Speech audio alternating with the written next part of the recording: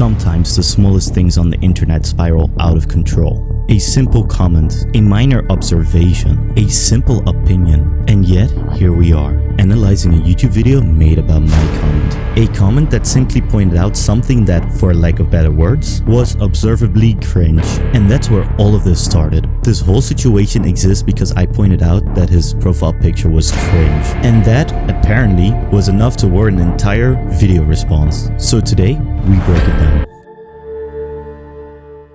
In this video, I was framed as a villain, an unhinged man ranting in the comment section and harboring of YouTube drama. And according to him, I was responsible for the longest internet beef in his comment section. But today, we take a deeper look because the story doesn't add up.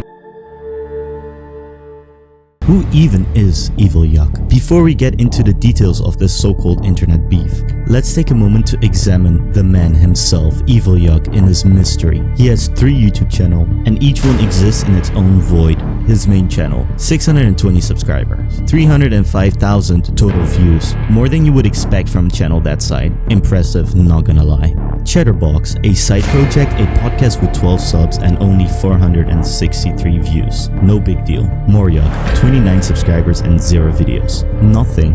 A ghost town, no content, but people are still subscribed? For what? A backup plan? An abandoned project? We don't know. But what's even stranger is this. I could not find anything about EvilYuck outside of YouTube. No connected accounts, not under the same name, nowhere. I checked Discord, Twitter, Instagram. I did find him on Reddit, but nothing there to find. Meaning that this might just be one of his aliases online that is completely disconnected from everything else he does. Why does this matter? Because you treat YouTube as a secondary identity. There's no reason to take things this personally. Yet here we are, the comment that started it all. A harmless comment, a simple observation, but what followed? An entire video response about me and a 100 comment internet war. A 100 comment beef has just found itself in my comment section. Hold on, 100 comments? Doesn't seem like that. The real number is 73. Where's the missing 27 comments? Where did they go? Did they ever exist? Or did you just round them up for dramatic effect? Now, does a small exaggeration matter? Not really, but what it does show is how perspective shapes reality. If you say 100 comments, it sounds huge, it sounds chaotic, it sounds overwhelming. But if you say 73, it's still active, but not quite the internet war he wanted to present.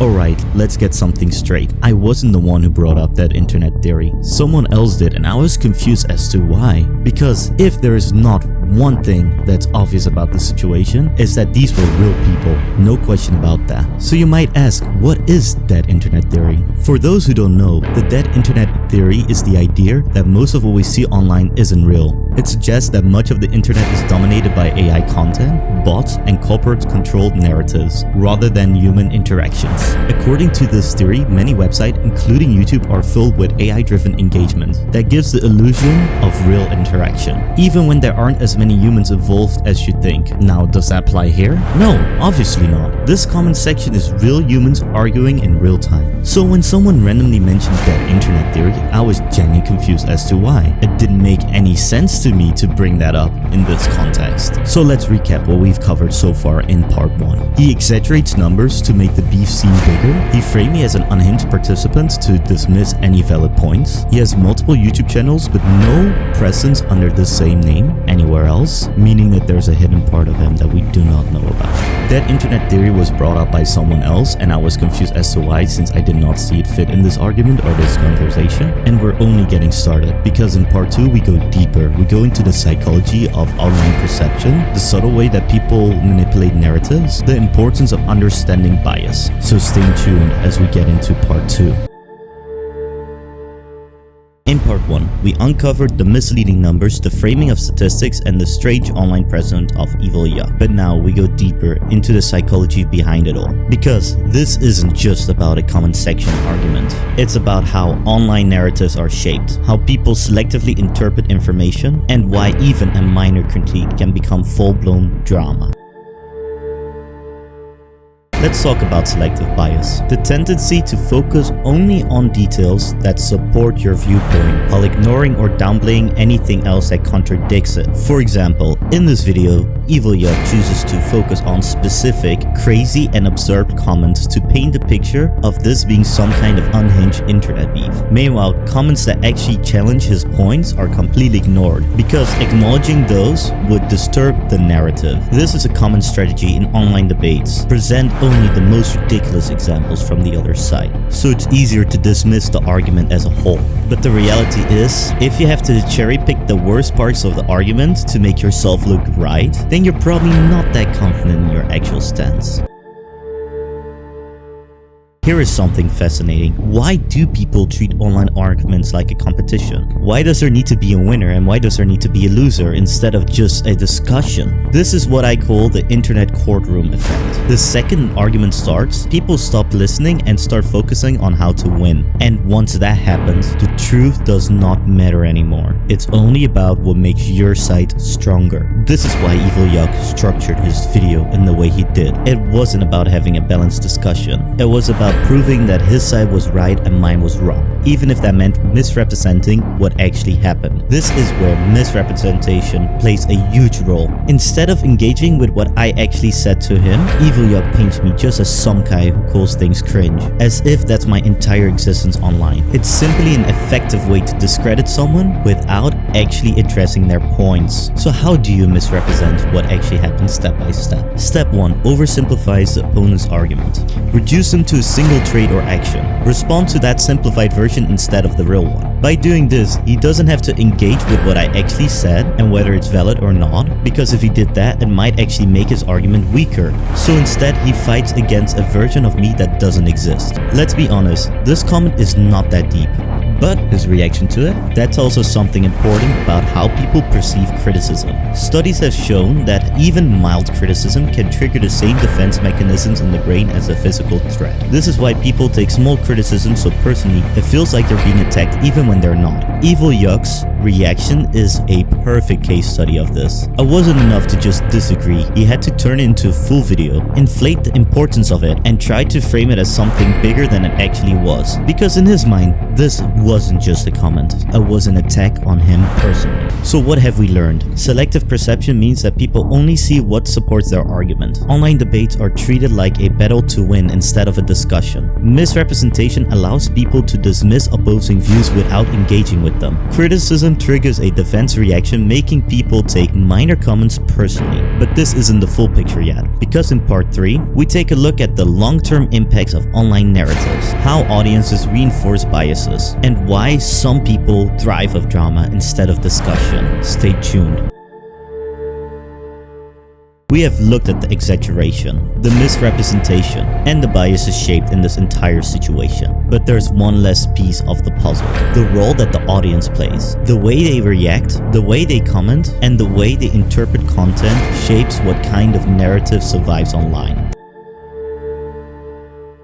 Here's the truth. People don't actually think for themselves as much as they believe they do. Instead, they look for what other people are saying, how something is framed, and what the majority seems to agree with. This is called social proof, and it's one of the most powerful forces of online discourse. If you see a video with a bunch of people in the comments laughing at someone, calling them cringe for agreeing with the creator, you're way more likely to assume that that is the correct take, even if you would have thought differently on your own. This is why framing is so important. If the creator sets a tone early by saying this guy is unhinged, or this is the dumbest internet beef ever, then viewers are more likely to interpret everything through that lens. So even if they made a valid point, the audience is already primed to laugh at them instead of consider them. The part where I had. But here's an interesting thing. The most liked comment on that video was actually mine, meaning that a lot of people agreed with my take. So if we're talking about social proof and influence, then my argument was actually the one that resonated with the people the most.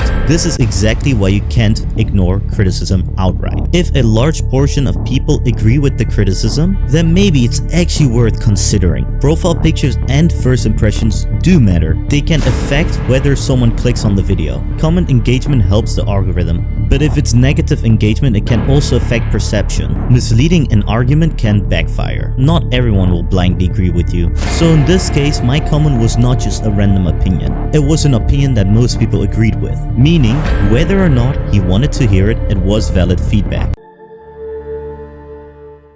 let's not ignore the obvious. Drama gets views. Whether it's two creators fighting, a heated debate, or someone calling out another person. People love watching internet conflict, but why? It is entertaining. Arguments, exaggerations, and over-the-top reactions make content more engaging. It builds a sense of belonging. Choosing a side makes people feel like they're part of a group.